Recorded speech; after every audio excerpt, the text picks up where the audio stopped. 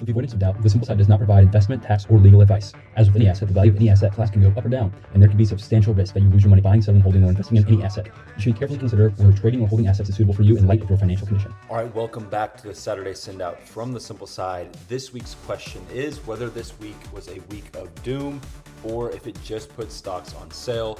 Of course, it was a rough week in the markets, but I don't think the bubble has popped yet. Let's talk about everything right now. Welcome to the simple side. Market beating picks inside. There's no jargon and no time to waste. Join the simple side and end up in first place. All right, as always, let's talk about some quick reminders before we jump into today's newsletter. Our full disclosure is in our email footer. You can copy trade our portfolios by finding them on autopilot or using the link in the newsletter. Again, the newsletter is at thesimpleside.substack.com, thesimpleside.substack.com. You can also get daily news updates from our daily newsletter, which is at thesimplesidedaily.substack.com. And you can see all of our research reports that we've done on stocks by going to thesimpleside.news. So a lot of different links you can go and find and check things out at. But if you're reading the newsletter, you can find all of those links at the very top of the newsletter, and it will take you to all those different places. All right, let's talk about what happened over this past week. But of course, I want to first start with some market wisdom. This week's quote is from Peter Lynch. He says, "Everyone has the brain power to make money in stocks. Not everyone has the stomach." And this is such a timely quote for what happened this past week in the markets, where we saw the S&P 500 drop around 2%. I also noticed that I had around 10 people stop copying my trades this past week, and about 3 different people unsubscribed from the newsletter, which is a common trend I notice every single time the market dips. People forget, or they seem to forget, that not everything is up and to the right. And anyone who promises up and to the right or shows you up and to the right is usually lying. And usually they're not invested in their own things because it's impossible for everything to be up and to the right.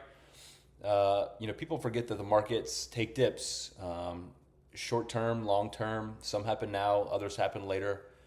Regardless, it's bound to happen. There are drawdowns, there are setbacks, there are recessions, and there are depressions. And to make money, you need to be able to stomach a loss here and there. I've done it a few times, and pretty notably, in 2022, I had a drawdown of 30.73%. Over the same period of time, the SPY only had a drawdown of 18%, which means I underperformed the S&P 500 in 2022 by around 12.56%. However, from 2020 to 2025, my returns have exceeded 414%. So even though within that span I had a negative 30% drawdown, my total portfolio returns have surpassed 414% over that same time horizon. And so that's just something that you need to be wary of. If you want to make it in the long run, you have to understand that not everything that you do will happen in the short term. It's funny, it's almost contradictory. If you're right about a stock being undervalued, then you're basically betting that most people won't figure out that it's undervalued for an X period of time, and then all the money will start to flow in and people will find out that it was an undervalued company. And so you're almost saying in the short term that you're expecting underperformance to have outperformance in the long run. So just a very interesting way to think about things. But that being said, just know drawdowns happen.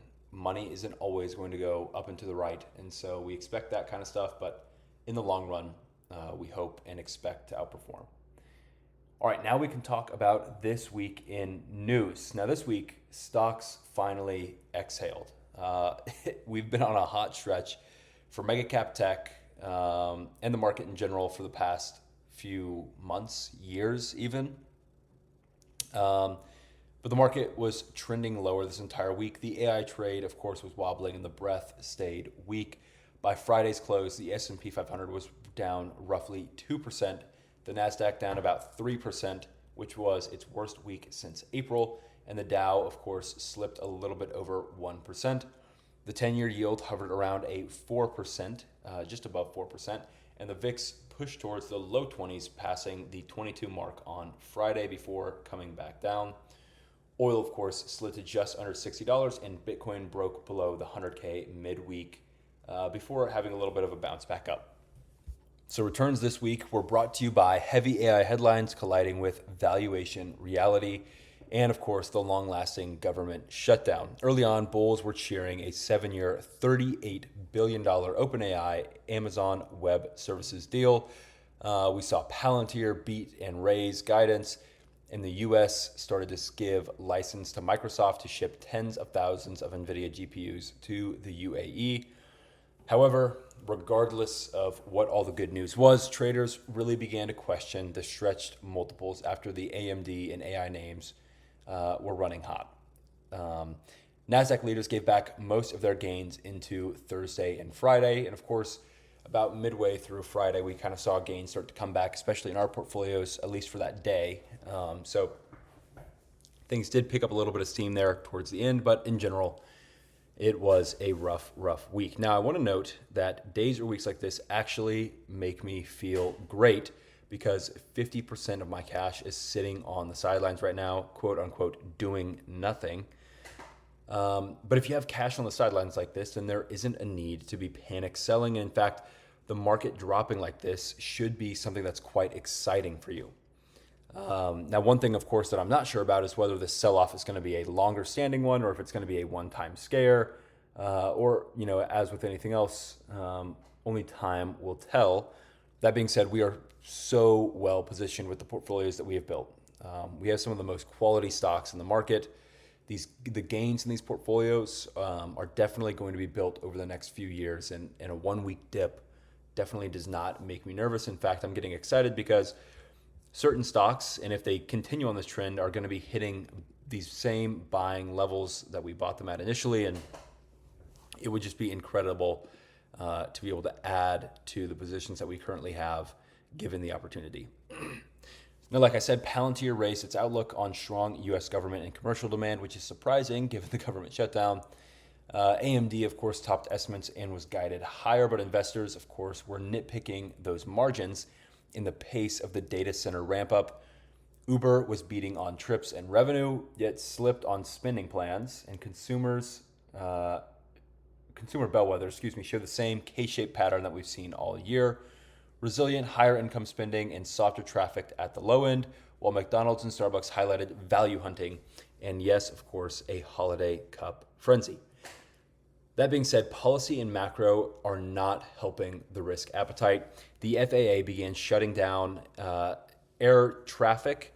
Of course, I think a 10% reduction is what they have done. This, of course, forcing scheduled cuts. And we're also seeing mixed Fed speak, with one governor urging faster cuts and others counseling patience. This, of course, left rates around the 4% mark. But in general, the sentiment is quite fragile at those levels. Layoff headlines, of course, were flaring their ugly heads again. And even though private payroll data was showing modest job growth, it doesn't seem like people really have full faith yet in everything that's happening. So we'll see if the government shutdown ending really creates a big jump in the market. If it does, that would be great news across the board. But like I said before, only time will tell. Autos and healthcare each had their own plot lines. EV demand cooled after credit expirations.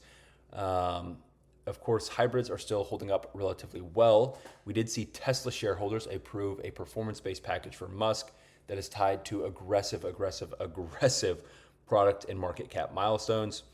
GLP-1s, especially those linked to Eli Lilly and Novo, moved towards lower list prices and broader 2026 coverage.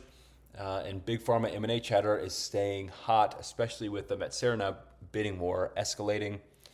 And I've got something to say on that as well. Novo is starting to look like a very investable stock at the levels that it has come down to. The company's down something like 68% from their high and is closing in on a single-digit PE ratio. With that being said, they just recently lost the fight for Metsera, just hours ago, it was announced that MTSR, also known as Metsera, would take Pfizer's bid over Novo's, and they cited potential antitrust issues with going forward with the Novo bid. And so it'll be interesting to see if Novo stock gets crushed this coming Monday when the market opens. More M&A news. Kimberly-Clark moved to buy Kenvue, which of course we are upset about because we had sold out of Kenvue beforehand. Disney pressed YouTube TV to restore ABC for election coverage amid a blackout. And Shein pulled sex doll listings under French scrutiny. Just crazy stuff happening there. Millennium sold a minority stake in its management company, and there seems to be a big plan to jumpstart all of the rare earth magnet capacity in the U.S. Sounds like a small headline, but it has huge supply chain implications. And if you're not aware, the race for rare earths is really starting to blow up, pick up steam, whatever you want to call it, and become an investable sector. Tickers like UUUU, 4Us, also known as energy fuels, have run up over 300% from their lows over the past few years.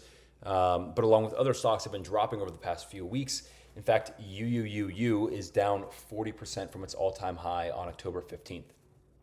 Of course, under the surface, below everything, everything is kind of staying narrow. Megacap, AI, and cloud names are still setting the tone day to day, but when they sag, the equal weight S&P can't pick up the slack. So that means basically that even though mega caps are falling and the S&P 500 is falling, the equal weight S&P is also falling, meaning that there isn't a lot of bolstering happening from companies that aren't, big names in the S&P 500. So companies outside of the Metas, the Googles, the Amazons, the Teslas, the Nvidias of the world, they are all struggling as well. It's not just the big names that are having a rough go at everything. And defensives, of course, aren't saving anything either. The better cushion actually came from falling oil prices, which of course means easier input costs and softer inflation optics. And still all of that is struggling to keep the markets up. Now, you'll remember that I started doing a lot of this stock research stuff here recently at the request of subscribers. They kind of wanted me to be sending out stocks that I'm paying attention to that I think have good return potential, even if they're not making it into our portfolios. So that being said, remember, our stock research is meant to be a tool for subscribers that allow them to read new ideas, find new stocks that they could potentially put in their portfolios, but that we're not sacrificing our portfolio positions to invest in. Again, you can find these and keep track of them at thesimpleside.news/stock-research. So if you want to go follow along, or you can go find one of the links in the newsletter. Our most recent research article was for Wayfair, ticker W, and we're calling for a 23% return with a target date of Q3 2026. Now, you may remember in last week's newsletter, we actually highlighted 3 stocks that are going to be included in our research article tracking website. Those were Wayfair, Nice, and Bloom Energy. Currently, only one of those stocks has positive returns, which is Bloom Energy, but their target dates are all about 1 year out. So we're still waiting to see what the ending positions for all those companies looks like. Bloom currently has a 6% return from the time that we sent out that research. Of course, the Berkshire buy list is still showing pretty impressive returns. These are all stocks that I've analyzed that I think fit Berkshire's, investment strategy, his investment thesis. And so I think they're stocks that Berkshire Hathaway or Buffett might buy.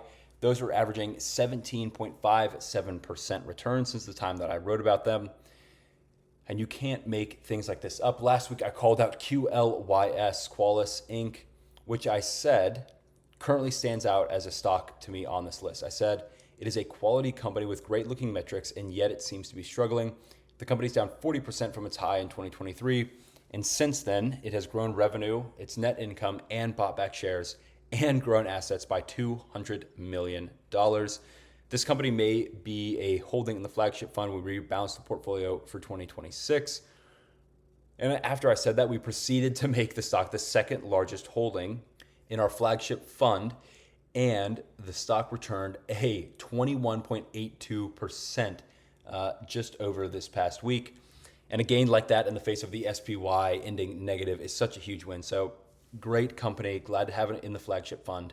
And for those of you that are free subscribers to Simple Side, there's a free pick for you that we have invested into our main investment portfolio. I will let you guys go through and read the rest of what we've got for you. Of course, our portfolios, 25.13% over the past 3 months, 18.56%, and the next one, 4.29%. So you can go and check all of those portfolios out. And then if you're a paying subscriber, you can go and see all of our current holdings, their returns, and any changes that we're making to the portfolios. With that being said, I will see you all next week.